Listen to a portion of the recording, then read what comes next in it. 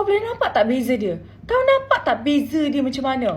For your information, aku sampai sekarang tak ada favourite mascara. Sebab rata-rata mascara yang aku pakai local ke high end ke, okay, cuma dia tak kena dengan jiwa aku. So aku nak try mascara baru juga. Yang ini daripada Sugar Gold. First, kita akan curl dulu kita punya bulu mata. Yang this set kita dah curlkan dia. Yang this set belum lagi. So, okay. So, ni dia punya brush. Okay, I love this kind of brush. Aku pula jenis kalau pakai mascara memang pakai banyak layer tau. Yang ini one layer. Okay, saya tidak akan berhenti di sini. Kita teruskanlah semaksimum yang kita boleh. Okay, so ini after a few layer. Not bad. Kita apply dekat bawah mata punya pula. Kau boleh nampak tak beza dia? Kau nampak tak beza dia macam mana? Amaze lagi betapa lentik and pekat dia punya hitam tu. This is our final look. So far, aku memang puas hati.